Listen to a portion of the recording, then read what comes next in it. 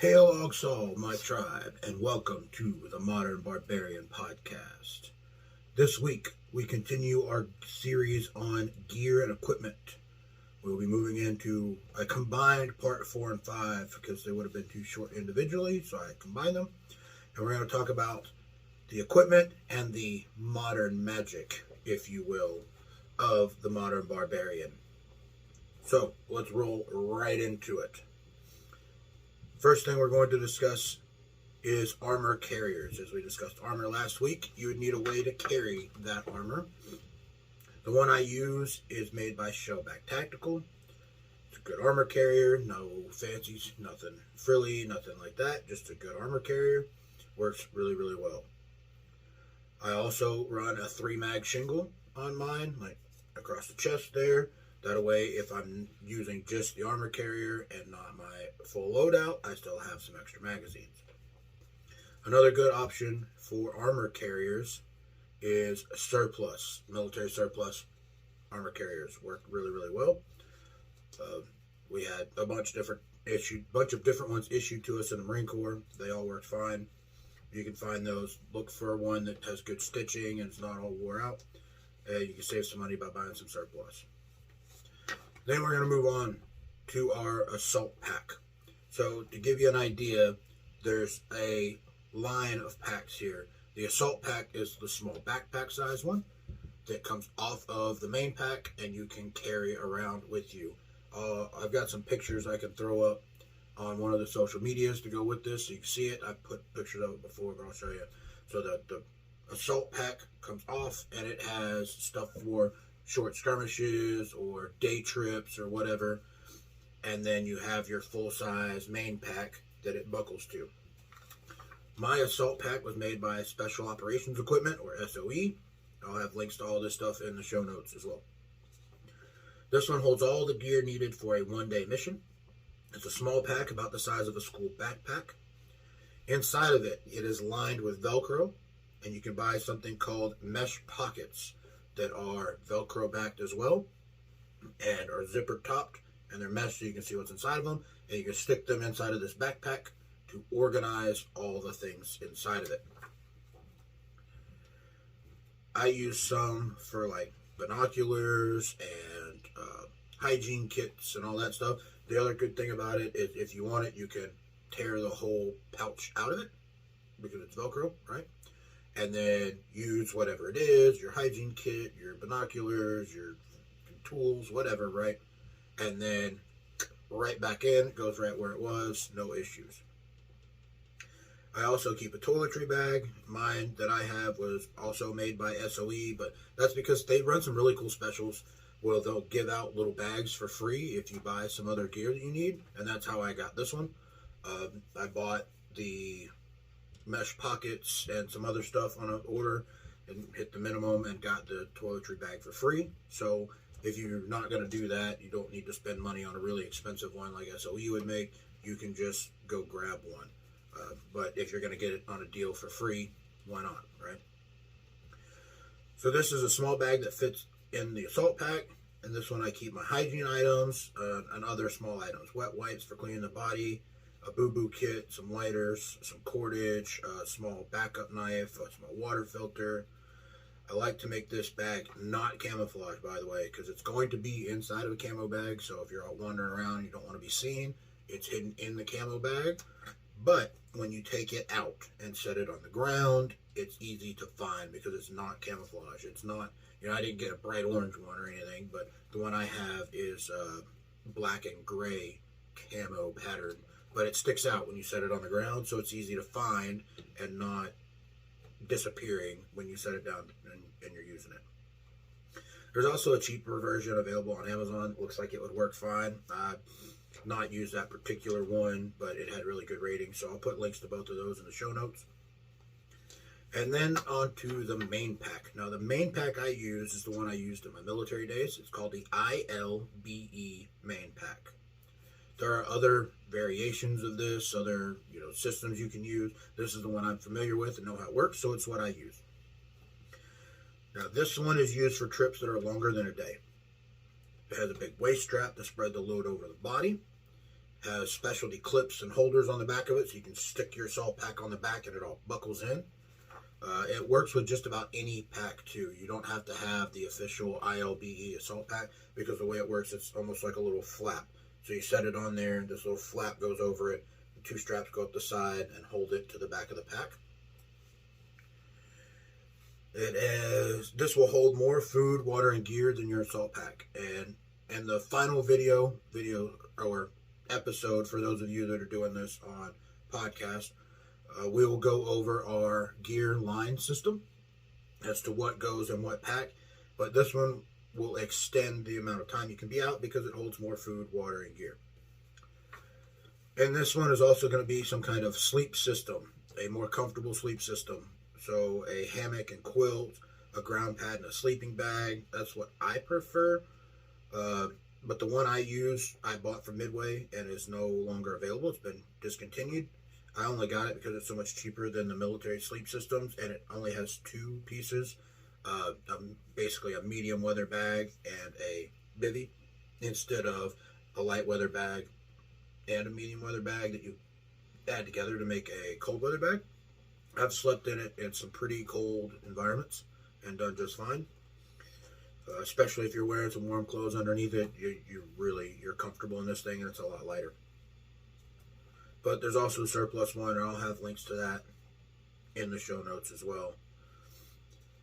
There's also going to be a little bit terrain dependent. If you're a hammock guy, which I have, and I like hammocks, I've used a bunch of it, but if there's no trees, you're not using a hammock.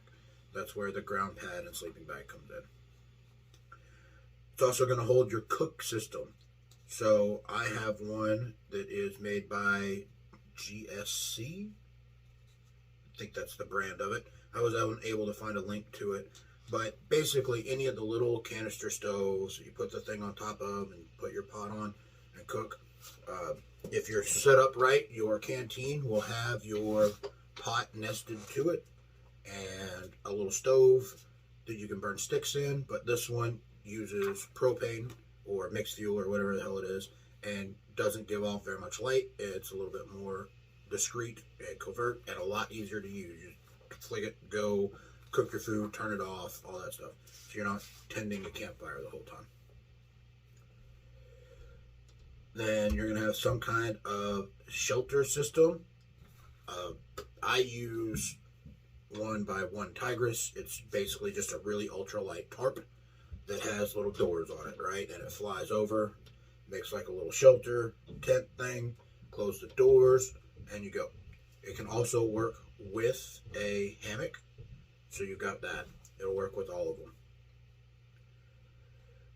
You're also going to hold other items that the assault pack won't hold. So anything that you think you might need but wouldn't need on a one-day trip, that stuff can all go in the main pack. Think of this as like a portable base camp. The assault pack is for when you go out from that base. So you carry everything you need to make camp in the main pack, and a refuel or a resupply in the main pack, and then your assault pack is for going out and doing things once you've established that base camp. There's also an internal radio pouch on the ILBE that was for the big military radios for long-range communications that most civilians are never going to have or need. A little ham radio is all we'll ever want or need anyway.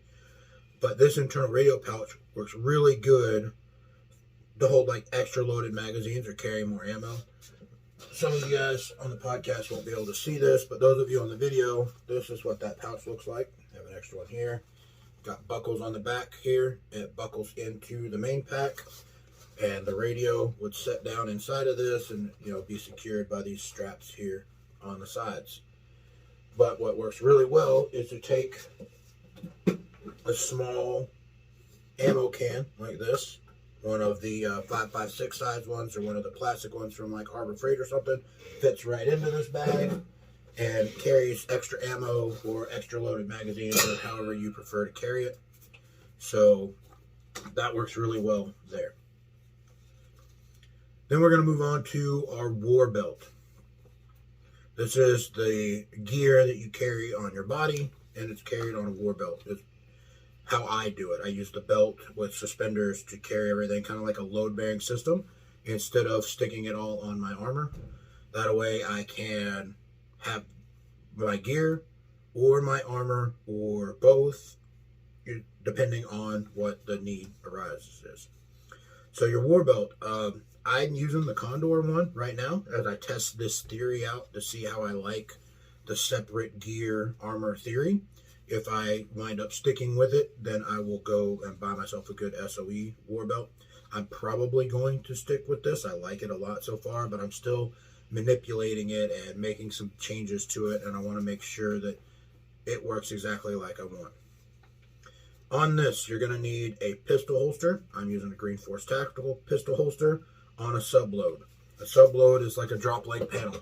So it attaches to the belt, comes down on the right thigh here, and has some straps around it, and holds my pistol belt and my knife. On the belt, I also have an SOE smoke grenade pouch. Again, Condor makes those, but that's to carry a smoke grenade in. And then on the left drop panel, on the left leg, I use the SOE Rallyman subload. The reason I chose the Rallyman is this will hold either 6 AR mags or 4 AR-10 mags and 2 19-round pistol mags. So it keeps enough ammo on you even if you aren't wearing your armor. This subload carries enough ammo, and because we have the shingle on the armor to add to it, and I also have a spot on the belt that I can put a single mag for a faster reload.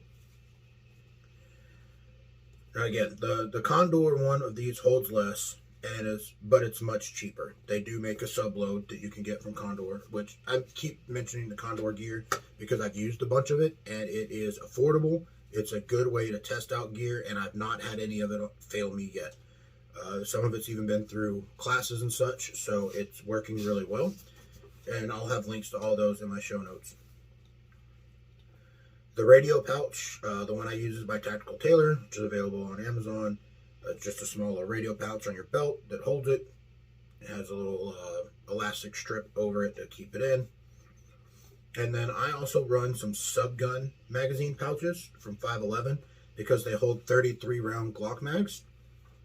So that extends my firepower of my handgun should my main rifle go down, right? If I lose my primary weapon system, a small, very narrow thing holds 2 33 round pistol mags, greatly extends the ammunition capacity of the handgun should it have to start serving as a primary in the event of a total failure of the rifle, like it takes a round in it or something. You're also going to need a rifle cleaning kit.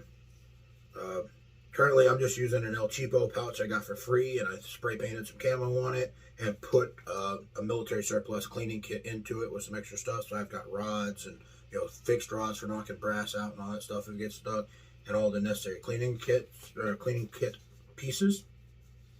But there's also a kit by Otis that you can buy on Amazon relatively affordably that is a lot better than what I'm using now, and I will probably upgrade to that eventually.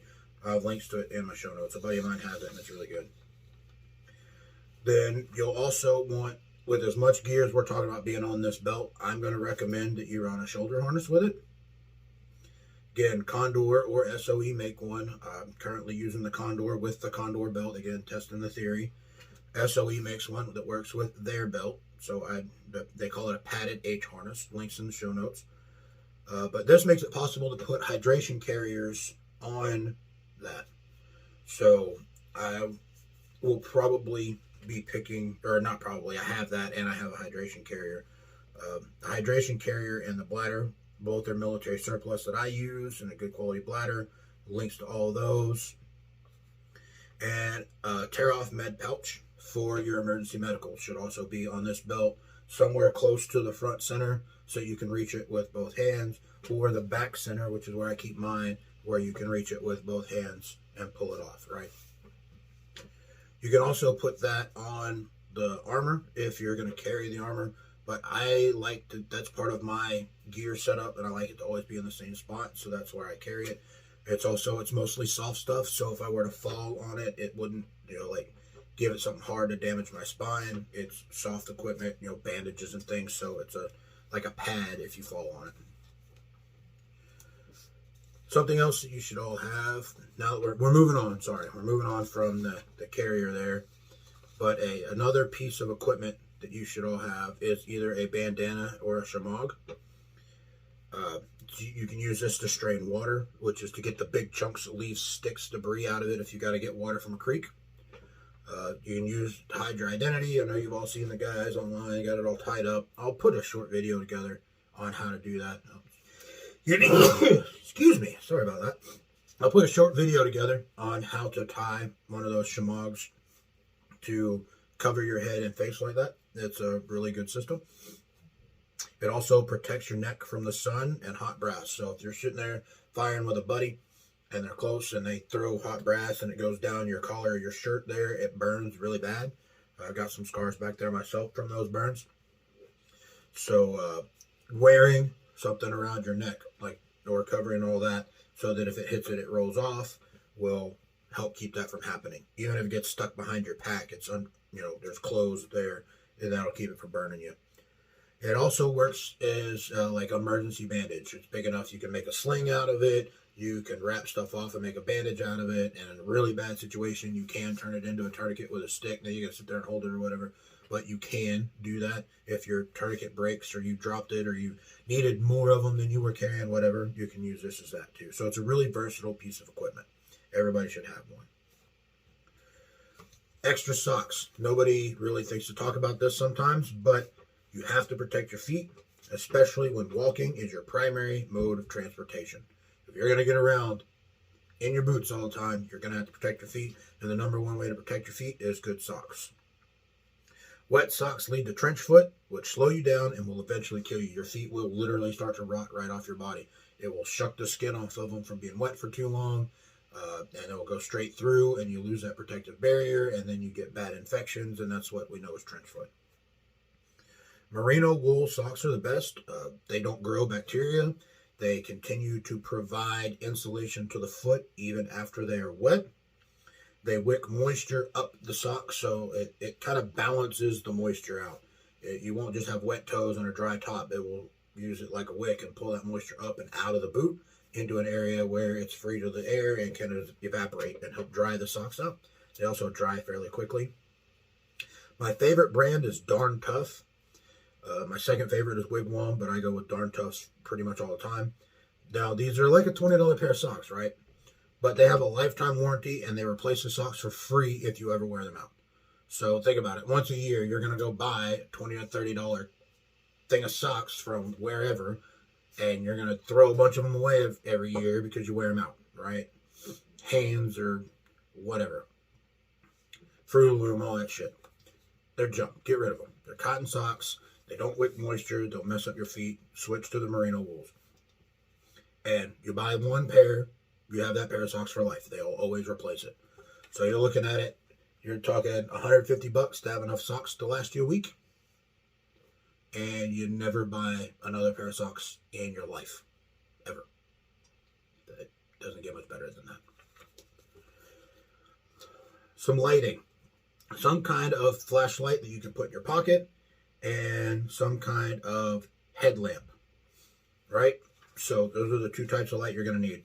My personal flashlight was a custom build by Zulu Foxtrot Flashlights, but I have been unable to find or talk to this guy in a long time. I don't know that he's even still making flashlights. So there's some other options here. Surefires are excellent lights, but they're really, really expensive for a flashlight, especially if you're not going to like mount it on a gun and all that and just carry it. So Olight makes one called the Warrior, and it's a really good light for a really good price. It has a lot of really good features. Rechargeable, different settings, the way it works is good. It clips in multiple positions. It's just a really good light. I've messed with them. They have really good reviews too. They're all metal, well made. They're really good lights. Then you're going to want some kind of headlamp. Now this one doesn't have to be some big, crazy, expensive headlamp, but you don't want super cheap either. I like ones that run on AAAs. They're about yay big. Like Energizer makes some other companies make some. And this is for working around camp at night. You want something with adjustable light modes and that's adjustable angle, right? So you can get here and be working on something with some light. I also like mine to have a red light on it. Red light hides easier at night and doesn't mess with your night vision. There are lines on a map that if you read under red light will disappear, so you have to learn to deal with that, but that's not a big deal, especially for most of us. We're preparing for a bad situation, but it may not be the primary use of most of this gear. Most of this is going to be learning skills, working on the barbarian lifestyle, hunting, those type of things. So a red light is really good to have as well, but you can use white light when needed. You're also going to need a compass for getting around in the woods, and your maps, right? Those kind of go together. The map, it doesn't really matter as long as it's a good map of your area that you can use. I live near the lakes, so I have access to lake maps that show all the surrounding area, and they're waterproof, and you can buy them at like the local fishing stores real cheap, $10 or so, and they work really, really well. But the compass is the important one.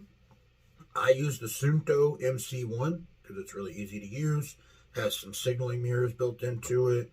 Has a small magnifier that can you use to build a fire and to help read the map built into it. Has the map scales built into it, and is a really good, accurate compass. So it has a lot more going for it than like the old military Kaminga compasses. But that's the other one I'd use, is a military Kaminga Lensatic compass. I've links to both of those in the show notes. You can go over them, take a look at it. But for me, the Suunto is a easier to use compass. You're also going to want some kind of food in your packs. So MREs, anybody that's been in the military, it's kind of self-explanatory. If you've not been in the military, this is a long-term, shelf-stable, think a decade or more, little bag of food. One of these is 2,500 calories, so you can get by on one a day pretty easily. If you're working hard and doing a lot of hiking and moving, you should have 2 or 3 a day, but depends on what you're doing too. If it's a get-by, and you're not doing this long term, you can be a little calorie deficient, lose a little body fat off of you, and be just fine, kind of thing. Sure, we all could stand to lose a little body fat, right? Freeze-dried food is another option, a very light option. You'll have to have water with you to cook it, and some kind of cooking system to bring it to a boil and let it do its thing. But Mountain House and some other brands make really good ones. I'll have some links to those. But it's literally put it in your canteen cup, put some water in it, put it on the stove, boil it till it's done. They weigh next to nothing, freeze dried. They're really good. They got a lot of nutrition, so you can carry a lot of food that way. Another thing that's easy to do is just shelf-stable food all on its own. So like some tortillas, some peanut butter, maybe some packaged tuna, right? That gets you your proteins, and you can live off snacks. It's pretty common in the military, especially different operators and special operators and that kind of stuff, which I was not one, but I've known some, and they've told me about it, that they wanted to be light and fast, and they didn't use any kind of heat source, right? And they didn't really like packing around MREs and waiting for them to heat up to taste worth a damn. So they would just carry some tortillas and some peanut butter and some tuna, and just kind of shovel that stuff in as they had a chance. So there's some choices there as to how you want to go, how much suck you're willing to embrace to have some food, right? Me personally, I like the freeze-dried stuff, but I don't mind using my little stove to warm it up. And then I keep some like protein bars and stuff as snacks, or beef jerky as a snack in the pack for getting through the day. All right, now this one, some of you may not have heard. This one I got from the Pathfinder School. They call it the 5 C's of Survival. And these are 5 small basic things that you could use. If you had just these 5 things, you could survive in the wilderness, right? And that's going to be your cutting tool, a knife, a hatchet, something like that, some kind of cutting tool, right? My primary is made by Sinister Knife Works. The guy's name is Rodney. You can find him on Facebook. He's out of Bulgaria, and he makes top-notch premium blades. Excellent, excellent equipment. Or there's the Glock field knife, which is crazy, crazy tough. That's another good one. It's not super sharp. It was kind of designed as a bayonet. You have to do some work to make a good edge on it, but it's an insanely tough knife. You can use hatchets, saws, all kinds of stuff, but have some kind of cutting tool. Then you need some kind of cordage. Now, a lot of people are going to think 550 cord here, because you get the thing and then you can break it down into strands to have a lot more, but that's a lot of work. What works the easiest for me is a roll of number 36 tarred bank line. Stuff's waterproof. It's good to 330 or 350 pounds, maybe even 360, I don't remember, but it's 300 plus pounds on this line. You can use it to tie things together, to build shelters, all kinds of stuff. It's really, really tough. And for the same amount of weight as like 550 cord, you can have about 3 times as much line. There's also a 3D printable spool that I can show you. I've got the files too. I'll link the link to that file if you've got a 3D printer. But it's this little spool, shaped kind of like an hourglass, right? And it holds a lighter in the side of it. And it's 2 pieces, and you put it together with a razor blade inside and glue it together before you put your cordage on it. And it's got a cordage cutter on the side of it where that razor blade comes out. So you unspool it off this thing however much you need, whack it off with the little built-in razor, tie off whatever you need, and the cordage holder itself weighs like 2 ounces because it's plastic and you print it yourself. Super cool idea. I got it from some guy on the internet. I don't even remember, but the link is on here so you can go see. It's all over now, but it'll be credited to him. I didn't come up with it. Give credit to the guy that made it, but it's a very efficient way to carry some cordage and add some stuff together so you know where your lighter's at. You always have a way to cut your cordage. Combustion. I use a Bic lighter for combustion. A lot of guys like ferro rods and all that stuff, and if I was going to be in the woods for a really long time, yeah, ferro rod makes sense, right? They last a really long time. You can use them to make fire out of everything and all that stuff. But a brand new Bic lighter, fire, right? Every time. Even if you get it wet, you can dry it out, roll it, do whatever, make fire again real quick. Even if it runs out of gas, it makes a spark, and you can use that spark kind of like you could like on a char cloth or some kind of loose material, and you can make fire just with the spark off of it. So it's very light, very easy, and honestly, we're talking about going out a week maybe at most, and coming back, you're unlikely to run your Bic lighter out in a week. So now if you need to go, you're doing, I don't know, escape and evasion, you're going to be in the woods for 2 months running from the government or whatever, you might want another way to make fire as well. Maybe learn to use a bow drill or something. That's a good skill that you can carve with your knife and not need anything. But man, let's be honest, it's going to have to get real bad for us to have to do that kind of stuff. And that's not the primary purpose of what we're talking about. If we're on the run from the government for months at a time, we've already fucked up. And, think about, be smart, don't be in that situation. It's not where we want to be. And you need some kind of cover, right? Military poncho works, Gore-Tex rain gear works, that hammock, or the tent fly thing, it's actually a hammock fly, but it makes a really cool tent that I told you about earlier that I'll have a link in. That works, and it goes into a bag about yay big, super, super small, makes your whole shelter. So it all depends on what you're doing, right? If you're walking around for a day and you're just in some rain gear and stuff, and yeah, you can just sit down, cover yourself up with rain gear and sleep, and you can get by, right? The military poncho can do the same thing, and it can be turned into a shelter where rain gear can't. So you've got that going for it. Your poncho liner can make a blanket. So, the poncho and the poncho liner can be a protection system, a warming system, and a sleep system all on its own. So it's kind of versatile. Just some stuff to think about. You're also going to need some clothing covered in that cover, right? The right type of clothing for the environment that you're going to go in. So that's C number 4. And the 5th C is going to be a container. You're going to need some way to carry and boil water so that you can make water safe to drink. Out in the wilderness, if you run out of water, you're going to have to produce your own water. The easiest way to do that is to bring it to a rolling boil for several minutes. That'll kill everything in it, all the pathogens. It doesn't get rid of them. They're just all dead, and they can't act on you anymore. Water's probably still going to taste like shit, but it's water, and it will keep you alive, right? So have a container that's metal that you can boil water in. I use the old military-style canteen with the canteen cup and stove that nests. So always on that pack, there is a canteen full of water, and I use a metal canteen.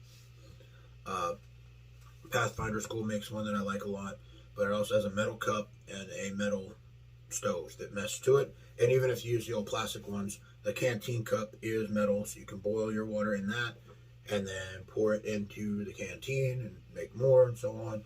As you kind of strain it with your shamag, get all the big bits of shit out of it, and then boil the crap out of it, pour it in there, let it cool off for a while. You've got safe drinking water. So those are the 5 C's again: a cutting tool, cordage, combustion, cover, and container. With those 5 things, you can survive, and you can put those into a really small area of the pack and kind of have your survival stuff sorted out. I like to have those 5 C's in my assault pack just in case. One, I can always get to them easily. They're not my main sleep system. They're not my main cover, right? They're the emergency stuff. And even if I'm out on a short walk around and I get lost, I get hurt or whatever, I've got those 5 C's covered on me at all times.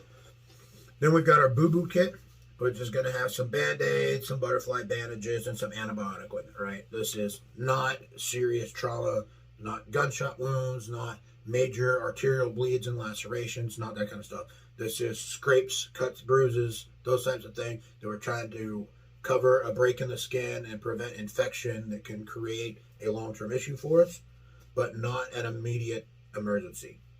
So in these, you're going to have, just some regular Band-Aids to cover those up with some antibiotic ointment. So you can wash it with clean water, put the antibiotic ointment on it, put the Band-Aid on it, and you don't have to worry about getting an infection anymore. I also keep some butterfly bandages in mind for some bigger cuts.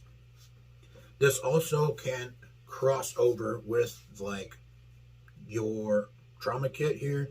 If you were to take, say, a puncture wound and you needed to, tourniquet or pressure bandage or whatever to get it to stop bleeding, and that's happened, you can leave the pressure bandage on it. But if it's small and you want to change to a less obtrusive dressing, you can put butterfly bandages on that wound and then a smaller bandage over it once it's been cared for, and put some antibiotic ointment on there and kind of help care for that. So this also goes as wound care for those bigger wounds. If you have to get yourself out of the woods, right? You've gotten hurt, you've got a bigger wound, this also helps you care for it. And then, again, the antibiotic ointment, this helps prevent infections, and you can also buy a kind with lidocaine in it, which will help with some pain. So if you're in a situation where you got a cut, say, on your foot, and you still got to walk out of there, having a little lidocaine in that stuff may make a big difference on being able to get around. It can help keep you mobile, or, big cuts on your legs or whatever. Anything that can help kill some of that pain, it will help you be mobile while injured. Then we go to the trauma kit, right? This is for the big gunshots, major lacerations, arterial bleeds, those types of things, right? So you're going to have a tourniquet in there, preferably more than one. 2 types that I like are cats and rats, depending on your need. Cats don't do well on animals and small children. They don't like to get that small for real small stuff, like a dog's leg. And I do have a dog, so my primary tourniquet that I carry like in my pocket all the time is a rat's. That's my daily carry, my EDC. My trauma kit tourniquets are cat tourniquets because they work really, really well and they're super easy. So I have some of both with me at all times, so I can always treat whatever kind of wound that I come across. The rats is also easier for EDC. I found this really cool thing. They make these little neoprene sleeves for putting sunglasses in. Well, if you get the cheap neoprene sleeve and just shove your rat, roll it up and shove the rats in there, it keeps it in a nice little tube that fits easily in your pocket, and it's not obtrusive at all. It moves with it, so it's not like putting it in a hard case. It can still flex in your pocket and stuff, and they're a couple bucks. So I'll see if I can't put a link to those in there too. Let me write a note. Link for carrier tourniquet. There, that'll remind me. I'll try and find a link for one of those for you guys and put it in the show notes also, because those work really well. Then you're going to need a decompression needle. These are used to alleviate a tension pneumothorax, which is air in the pleural space, or a tension hemothorax, which is blood in the pleural space, or a hemopneumothorax, which is both blood and air in the pleural space.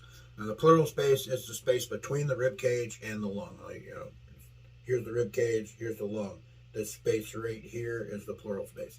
And if you get air or blood or stuff in there, it starts to compress the lung, right?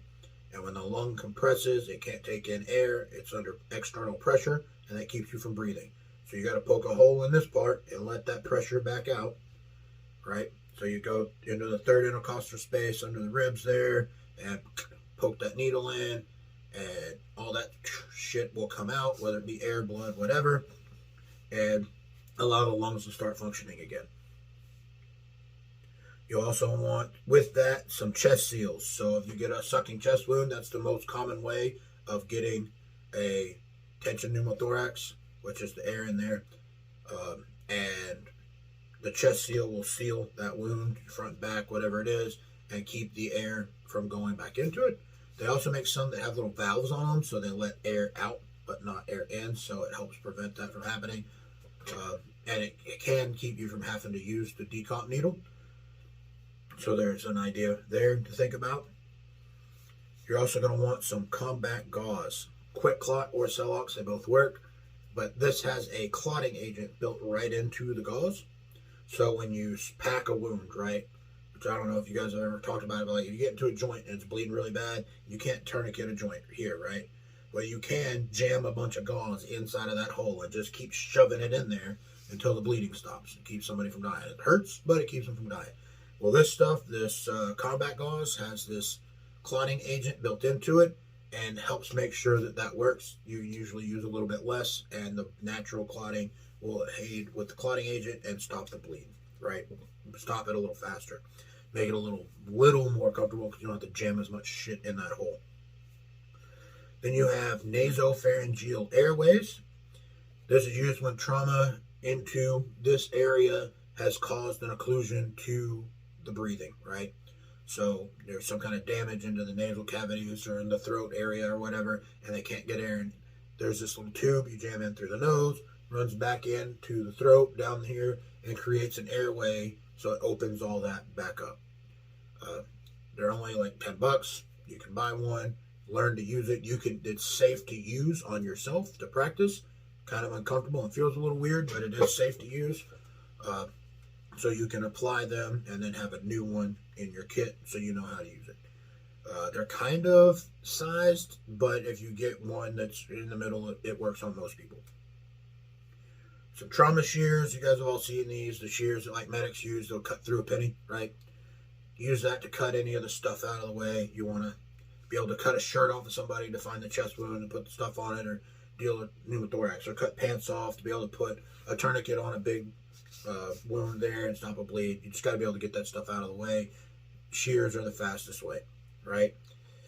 And then a basic pressure bandage. I like to do Israeli bandages myself, but there's H bandages, all kinds. I'll have a link to the Izzy bandage in my show notes. This is used to stop wounds that don't have a major arterial bleed. Maybe you've got a big venous bleed, right? It's not squirting blood, but you have a heavy bleed. Just regular pressure from a pressure bandage will stop that. You only need a tourniquet for the high pressure squirts, right? Which is the arteries. So they come out of the heart and move the blood to the body. Veins come from the body, move blood back to the heart, right? They're under lower pressure. So a pressure bandage will stop that bleed just fine. And that's our main trauma kit. Then we're also going to need some water filtration, some way to filter water. Because we've talked about in the 5 C's, you have the way to make water safe. You can boil it, right? But it tastes like shit, and you're less likely to drink it. A good water filter is small, doesn't take up a lot of space or weight, and makes water safe with no fire. So you don't have to use your stove or build a fire to boil water. You can just go right to it, right? So there's 2 ways to do this. There's the survival straw way, which you like stick into the water source and suck through the straw, and it cleans it as you're drinking it. Not my preferred method, but can work fine. But the one I like is called a Sawyer squeeze filter. And you get basically 2 bags, right? I use my Camelback for one, and the bag that comes with the Sawyer squeeze is the other. And you're going to have a dirty bag and a clean bag. So you use the dirty bag to get the water out of the source, whatever it is, the creek, the pond, fucking cow pow, or cow pond, whatever, right? And fill that dirty bag full of water, put this filter on it. Turn it upside down, over your clean bag, and gravity will push it through the filter into your bag. But they call it the squeeze because if you're in a hurry, you can squeeze that bag and shove it through the filter, right? But the easiest way is like at night, you're going to refill all your stuff. Just fill up the dirty bag, hang it over your clean bag. It'll run through. You do that a couple times and you got perfectly clean water back in your CamelBak. And you never have to put dirty shit in your CamelBak that way or any of your drinking containers. You have a bag for, oh, I'm coming by a water source and I don't know if where I'm going to go is going to have water. I'll put this dirty water in the dirty bag and cap it off and carry it with me. And then I can filter it and treat it later. Right? So it gives you all these options on how to deal with your water. And that's it for the basic gear. Now we're going to play around a little bit. Right? I hope you guys are into some of this nerd shit the way I am, right? We're going to call this part of the show Modern Magic. Speaking of, let's have some protein.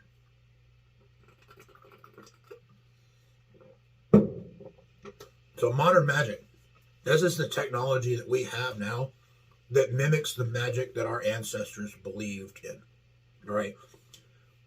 I think you hear the stories of our ancestors and what their heroes could do. We now mimic that with modern technology. So we're going to talk about some of that modern technology or magic and things you may want to consider having in your kit. All right, so one is the invisibility cloak, right? A way to hide yourself. And there's a couple ways to do this. One is just general camouflage, but we all know that that's not really magic anymore, right? But what is smoke grenades. These things are awesome. They put out a huge amount of smoke that can shield where you are. They provide concealment. So it's portable concealment. Pop the thing, chuck it, right? This huge wall of smoke comes out. They can't see me. It makes them harder for them to shoot me, right? These can be used to hide during the day. They can help you hide from night vision because night vision can't see through the smoke. There used to be a company called Patriot Gear and Smoke that made these. They were basically military ones, pulled a pin, spoons, all that shit. But I can't seem to find them anymore. It seems like they don't exist anymore. I've got a couple for emergency use, but that's it, and I can't get any more. Our best bet now is to buy some of the high-quality airsoft ones. I've seen these used. They put out just as much smoke as the military ones. They're just not quite as tough. They're not in metal canisters. They got like pull cord things. So instead of pull the pin and you let go of the spoon and it lights and you throw it you got to pull like a little fuse thing that lights it and then you can throw it. So they're not quite as dependable, not quite as good, but they are what they are. Then the other thing to think about is a Mylar blanket. Now, how does this become an invisibility cloak? Well, there's a technology out there now called thermal imaging, right? Our military's gotten into it. It can see through smoke. It can't see through walls and shit like you see in video games, but it does see through a lot of things because it sees heat, right? So it can still see your silhouette in a cloud of smoke or dust or debris or whatever, or at night it can see you. But it can't see through heat barriers like Mylar blankets. So if you put a Mylar blanket up, it will block your heat signature so you can hide from that. Think about, you saw the Terminator movie, right? The Predator saw in heat vision, in thermal. And Arnold covers himself in all the mud and lays down in the cold mud there and he couldn't see him, right? That's bullshit. His body would have heated up that thin layer of mud super fast and he would see him. But a Mylar blanket will actually do that. It will hide you from thermal. All right. Now then, the next little bit of magic we can talk about. A spell of far speaking, right? Or a radio. A way to talk to somebody that's way the hell over there and nobody else here we're talking about, right? So we're going to need some radios. A lot of us on the civilian side use the Baofeng radio. It's a little sketchy with the laws now where they've changed it because they don't want you to have radios that can talk with this amount of power on these frequencies, but fuck them, who cares? So the Baofeng radio is affordable, decently powered, especially the older ones. The new ones, they had to calm that power down a little bit to please the U.S. government. They wouldn't want us having the ability to communicate without their consent, would we? So many frequencies require a license to use on this radio, like GMRS and ham, but the FRS channels are free to use. The radio has more power than you're supposed to use on FRS, but whatever. And a GMRS license doesn't require a test and isn't expensive. It's less than $100. Lasts several years. Let's see. I used to have one. No, that's my performance. I've got one here somewhere. I'll have to find it and show it to you one day. But it lets you work on all the GMRS frequencies. All right, and you can also get your ham license and just use all the frequencies, and it doesn't matter. That's up to you. Or if you don't want to have a ham license and you have a radio and they got to catch you, right? So then you need a good PTT or push to talk. A cheap one is included with the kit I linked, but there are definitely better ones available. I'm going to have a link to the radio in this kit here so you can kind of play with it. The cheap ones work for training and practice and figuring out how to use it, and then you can get a more expensive one later on down the road. And even a cheap one is better than not having one, right? But I'm working on a wireless option that runs with my Bluetooth hearing protection. So I use Bluetooth earmuffs for my hearing protection so I can link up with them. And I'm looking at a new PTT that allegedly will link to a Bluetooth. And it still has a little button you push to talk and it listens to you, but it plays a sound Bluetooth through my hearing protection. So if I get that one sorted out, I will definitely be putting links to it and talking about it in the future. And then there's another thing called a throat mic. Now, I only use these if I'm not using like the mic on the PTT or whatever. And you see this like the special operations guys and the, what are they? The Secret Service guys. They got this little thing here, right here, and it reads the vibrations in your throat. So you can talk super, super quiet and it can still pick it up and send it so they can talk in a crowded environment and nobody else hear them. Not super important. Like, I'm not even going to put a link to it. I don't have much experience with one. I just know they exist. But you can play with one if you want. Not really that important to me. And then I call this next one the Spell of Muted Chaos. But it's just hearing protection. It's a fancy way of saying electronic hearing protection. And being able to hear what's going on in a chaotic environment is really, really important. And electronic ear probe really helps with that, especially if it's linked into a radio and you're all, so you can hear all your friends and you're all on the same radio and all using the same thing. You can hear it in your ear pro and it makes you be able to communicate in a very chaotic, loud environment. It also blocks out the sound of that environment.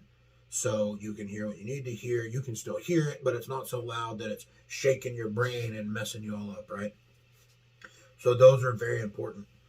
I like the Bluetooth one for multiple reasons. In everyday life, I can link it to my phone, and I can be out on the range and can answer phone calls and have perfectly normal conversation, which allows me to practice that conversation in a chaotic, loud environment, right? I also like the Bluetooth for the fact of the radio link that I've been working on that I've been telling you about. So there's a lot of good in having that Bluetooth capability. And hell, I also use them like just working on like the truck and stuff out here. I'll use those to protect my ears and I'll link up and play my music through them. And it still has that feed through for the background. So nobody's sneaking up on me. I can hear everything around me. I can hear all my music and I'm not damaging my hearing. So that they have a lot of uses. It's worth the $60 to pick a pair up. You guys that are Thundercats fans may recognize this one. Sight beyond sight, right? Or an ability to see things that we wouldn't normally see. And there's two versions of this. You've got your thermal night vision type sight to be able to see things like either when it's too dark or in ways you wouldn't be able to see them. But I will tell you right now, this is not my specialty, right?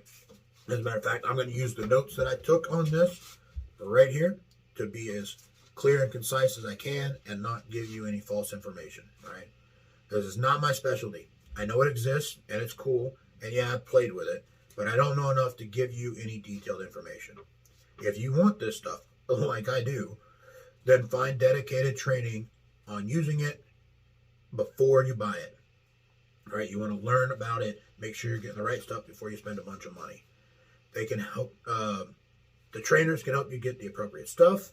And when I get training and get some for myself, I'll do a whole episode on it. So I know there's a group out there called the Caloric Group. John Lovell used to cheats for them. I don't know if he still does. But they have entire classes on nothing but night vision and how to use it. I plan on tracking one of those classes down. It's on my list in the future. So that I'll understand more about how this stuff works because it wasn't used in my unit in the military. The other one is your basic binoculars, right? Being able to see far away. Now, this stuff I do have some experience in. Now, the ones that I use now are made by Bushnell. They're the Bushnell Engage 10 by 42. They work really, really well. They're not super expensive, but they're really, really clear and really tough. They've been dropped. They've been in bad weather. They've been in a whole bunch of stuff, carried around in a pack. They're the ones I hunt with. They're the ones I fish with, which, believe it or not, I do like to have binoculars when I fish because you can see off further on the water to look for fish signs and stuff. I'm not an expert fisherman, by the way, not claiming to be, or an expert hunter. These are just things that I like to do. And I also kind of like to treat my trips out as miniature recon trips. Know what's in my area, what's around, make notes of things, and the binoculars are really good for that. The 10 power is plenty of magnification in my region. I am in the eastern woodlands, so, a really far off way for us may be 1,000 yards across some mountaintops. Whereas if you look out west, those guys, you can have miles and miles and miles, right? Those guys use spotting scopes out there the way we use binoculars for some of their hunting stuff to be able to find the stuff because it's so open and so visible out there. You can just see a really long way, where we don't have that here. So I've not ever needed more than 10 power. The other thing about it is that 10 power falls right in line with where I keep most of my scopes, like a 3-9 or a fixed 10 power, that kind of thing. So what I'm seeing in the binoculars looks the same as what I'm seeing in my rifle scopes. So it makes sense, right? I'm doing my scouting. I hear, I'm looking in this direction. Here's what I see. Here's the pieces of terrain that I see, and the target is here, right? So then when I go to scope, here's the pieces of terrain, which means the target is here. It helps me get on target faster when transitioning from binos to a scope. So those are our sight enhancements. Now we're going to do some weapon enchantments, right? What can we do to make our weapons better? Well, some modern tech here is definitely going to be your optics. You got things like holographic sights, red dot sights, or low-powered variable optics. These are going to be mission and weapon specific. On my AR-15, I use the EOTech 512. Because it uses AA batteries, I replace them on the first of every month. But in a fucking shit-in-the-world situation, right? TO-talkie or whatever the hell you guys want to call it, AA batteries are going to be everywhere. The little specialty batteries that an EOTech takes are probably not going to be everywhere. So I like the ones that run on AA's. I keep hundreds of AA's in the house that have a really long shelf life. I will be able to run that optic for a really long time and be able to scavenge batteries for it for a really long time, should we come up to that. Whereas something that takes a specialty battery may not. The other side of that coin is the red dot sights. So you look at stuff like Holosun makes some. You got the 510, the 507Cs. You've got the aim points. Now the reason that those are really good is you get 50,000 hours of battery life out of one battery on those. And the Holosuns are even solar backup, so they will run on solar and extend that battery life even more if you're outside, right? And that's what I run on my pistols, is the little Holosuns with the solar backups. So those work really, really well. And you get a really long battery life, so keeping 2 or 3 spares in like the handle of your gun or in your kit or whatever, as long as they've got the shelf life, can give you an optic forever. So there's the two sides of that, is being able to carry as much as you need, and as long as shelf life doesn't go bad on them, be able to have it forever, versus knowing that stuff is available and keeping stuff and, running on the AA theory.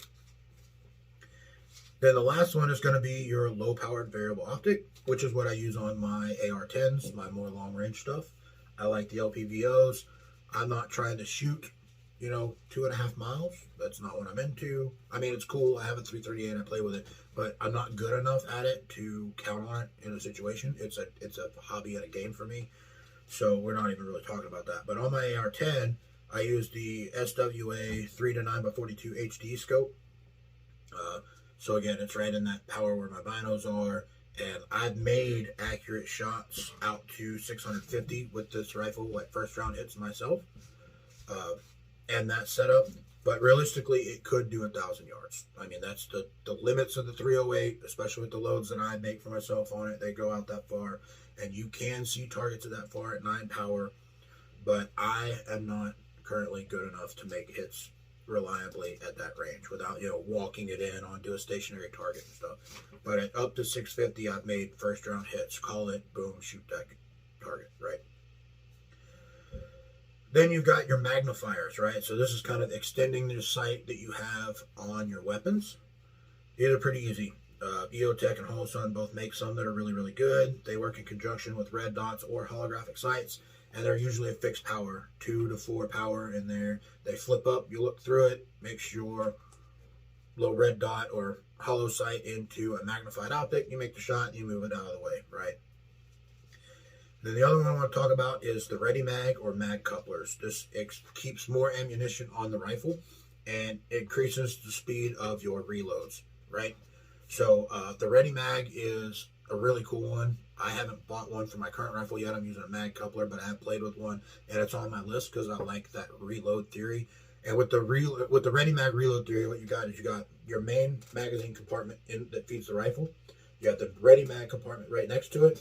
You have the speed reload off your belt, and then you have your other magazines wherever, right? So if I'm in a firefight, I've got 3 very fast magazines. One's in the gun, one's just boop, boop, and one comes from here and in really, really fast, right? But I can also reload the Ready Mag and the speed pouch, right? So if I run through one magazine and I boop off the Ready Mag, right? Then I get done in the fight. I can take the speed reload, top off the rifle all the way, store the extra 12 rounds or whatever's left in that last one, and then get into my other ammo and one more in the Ready Mag and one more in the speed pouch. And in just a few seconds, I'm back to having 3 really fast mags. Whereas with a mag coupler, I get to do that once, right? I've got one in the gun, I've got one really fast reload on it, and then I'm onto a speed pouch and the other stuff, and I have to physically stop and reload the coupled mags that I've retained, or I lost them and I no longer have that, where the Ready Mag works with any magazine. So I'm going to be transitioning to that system. I have messed with it. I do really like it. I just got to spend the $100 on it, whereas a mag coupler was like $10 at the time, and it got me moving in the way I wanted to move while I get the rest of my gear together.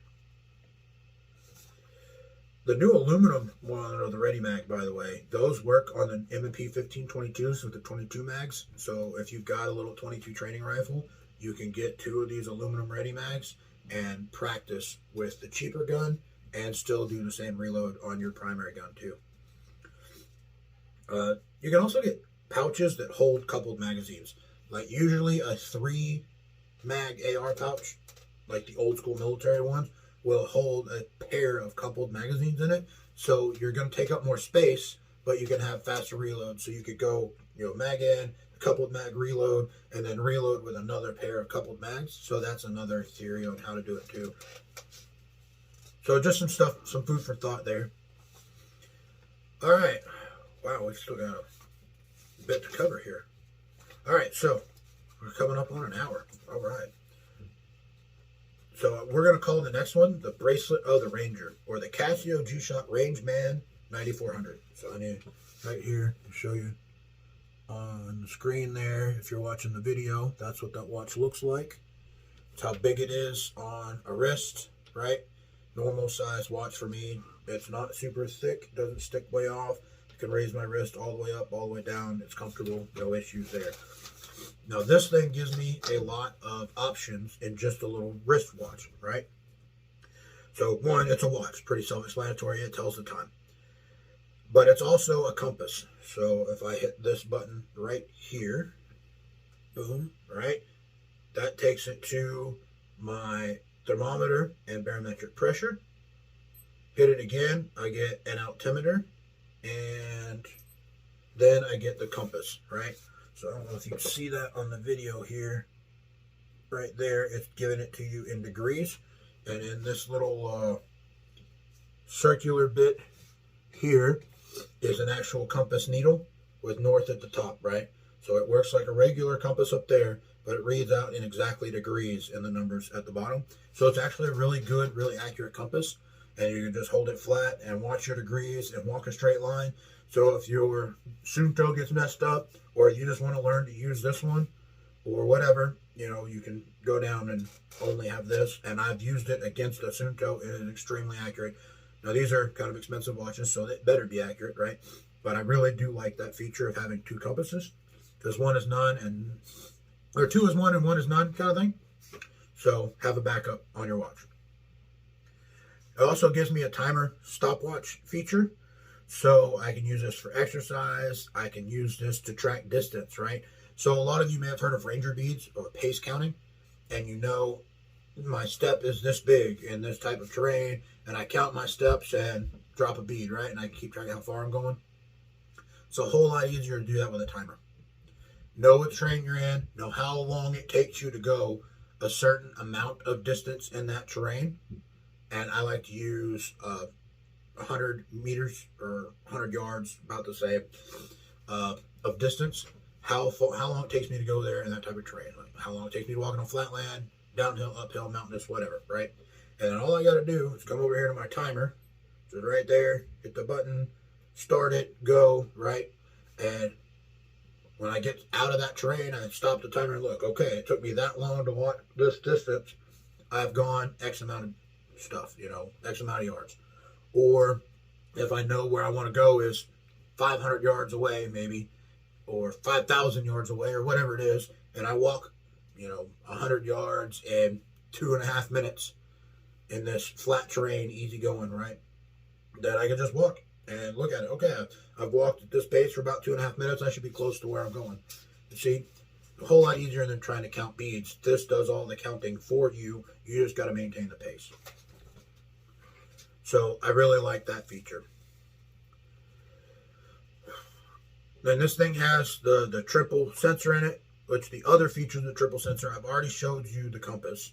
But the other two features are the altimeter, barometer, which is on the same thing really, it's using barometric pressure, and a thermometer. So it can track barometric pressure, altitude, and temperature, which if you've ever done any long-range shooting, you know how critical those can be to making that shot. This can track those. Another thing you can do with the barometric pressure, let's get on here and see if I can, here, take this off and show it to you on the screen. Those of you on the podcast don't see it, but on the screen here, see that top there, how it's got that little line that's going up and down there next to the round circle bit? That is a barometric pressure trend graph. And you can use that graph to do weather. Rising barometric pressure usually is a sign of clear weather. If you start seeing a trend of falling barometric pressure, that's a sign of bad weather heading in. Now, it's not always 100% accurate, but it's usually accurate pretty much. And so you can kind of look for what's going on in your area weather-wise and get an idea that, oh, there's a big fall off in barometric pressure. We're probably sucking some bad weather in, and I might want to go ahead and start thinking about sheltering and hunkering down. So you can use it to tell weather a little bit too. Again, knowing your temperature helps, knowing your altitude helps, all that stuff too. So that's all on this same watch. Then it has something on it called multi-band 6 automatic time setting. So it always knows exactly what time it is. At the end of the day, it links up to some global atomic clock thing and reads down and resets its time to that atomic clock as long as it's got signal. It's accurate to within like 1/10 of a second a month on its own, so it's not going to lose time, but it automatically checks against that atomic clock. So what that means is if all of your group, your tribe is wearing one of these, the whole synchronize your watches thing, where everybody's got to go around and boop and make sure they're the same, you don't have to do. They synchronize them fucking selves, right? So you'll all look, your watches will read exactly the same time, and you're good. No more synchronizing. So you can just go and know, hey, at this time, be back here, and you know everybody's watch is on the same thing. You check it, of course, but you don't have to go through all the bullshit. It also has a built-in alarm. So you can use this for waking yourself up. You can use it for not forgetting things. Set an alarm at 4 o'clock in the afternoon to do something or whatever it is. So your watch will boop, boop, boop and remind you, oh, hey, I was supposed to do that thing. So that's a helpful feature.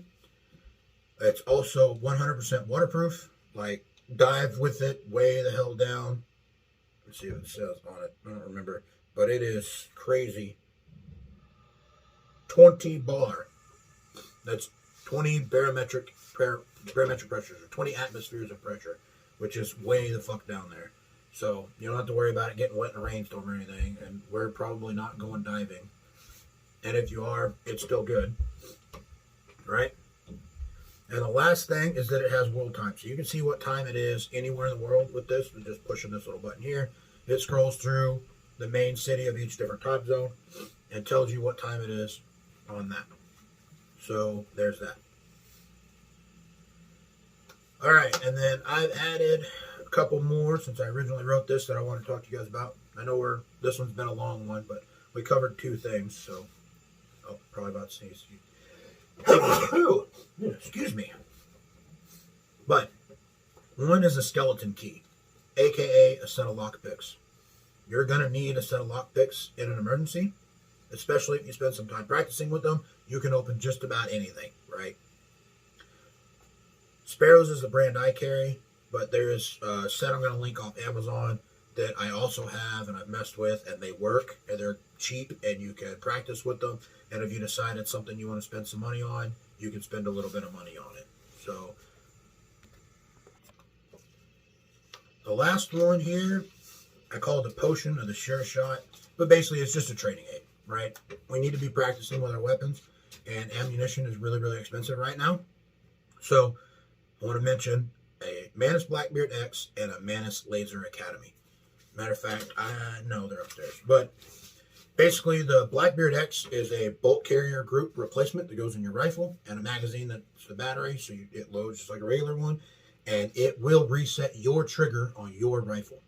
So you shoot your rifle, and a laser comes out, and you let go of the trigger, and it automatically resets your trigger, and you can run drills and all this stuff, and it reads everything you do, so you can really start to work on your mastery. It's telling you, hey, you're doing these things wrong, or the way you're not moving in a straight line, you're doing this, and you're overshooting your target and coming back, so you can start really owning those things in and getting a real mastery of your rifle, because we should all be riflemen. The rifle is the modern barbarian's battle axe. We should all be riflemen. So we should all have one of these, and we should all learn. It's only a couple $100. You can put 10,000 rounds through a single charge on the thing. I'm still on the first charge, and I use it every day religiously for about an hour. And I've seen my rifle skill go up tremendously. Those of you on the social media have probably seen some of the posts where I've been tracking times and doing all this stuff and showing what's going on with some of my practice, because I think it's cool. But man, it's getting like, I was running box drills yesterday in this thing, which is 2 in the chest on each target and then 1 in the head on each target, and 2 targets, right? 2, 2, 1, 1. And sub 1.4 seconds from beat, like low ready, beat, boom, boom, boom, boom, boom, boom. 1.5, less than 1.5 seconds, and all going where I need to go. Way faster than I've ever been in my life doing that stuff. Way faster. And I learned to do it with this thing, right? The other part of that is the Laser Academy. So I run 2. You have to have 1 phone that's running the Blackbeard X for the diagnostics on the rifle, and 1 tablet phone, whatever, sitting over here with its camera pointed at the targets. And it reads where every laser shot goes. So it even has the same sight offset as your exact rifle, because the laser's going to come straight out the barrel. Your optic's going to be up here, and you got your sight muzzle offset. So you're learning your exact gun with your exact optics to run close range, long range, whatever. And you can set that thing way the hell out there and shoot at it if you want to. Now, it's not going to carry the same as a bullet does because it doesn't have any trajectory. It's a straight line laser. But you can still practice that way if you need to. But you can get hundreds of thousands of rounds. The little Laser Academy, every time it sees one, it makes a bang noise for you, so you get used to, it feels more realistic.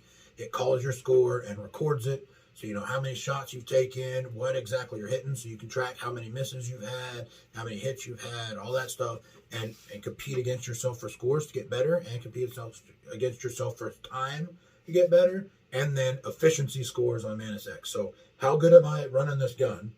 How good am I at hitting what I want to hit? And how fast can I do it and bring it all together into a really complex training system that can really, really get you good at a rifle very, very quickly. The Laser Academy also comes with a little cartridge you can put in your handgun, which reminds me, something I've always wanted to do. Can you put your hands on your pistol right now? Pistol check.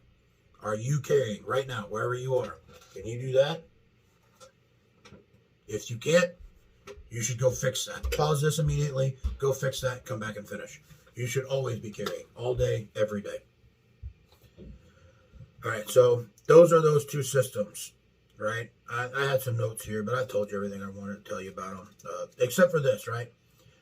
This thing's a huge, huge money saver for your practice. I think if you really want to get good, right? I did the math, right? I've done about 2,500 rounds through this rifle on the Blackbeard X since I bought it, right? And right now it's $650 a thousand, the cheapest I could find ammo. If I had bought those 2,500 rounds to get that same level of practice, it would have cost me $1,500 bucks. I got less than 400 in the Laser Academy and the Mantis X. So, and every day I use it, it gets better.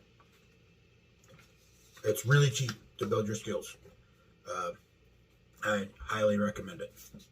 All right, and with that, we're going to run into our conclusions, right? So, there's a lot of cool stuff to think about in this episode. It's a long one. We're well over an hour, all right? But don't think that you need every piece of this, especially not all right now, right? This is a long-term shopping list. When you have all of your weapons, all of your armor, and your training squared away for a while, right? You've had a rifle class, you've had a pistol class, you have a good rifle, you have a good pistol, you have armor, right? This is what's next.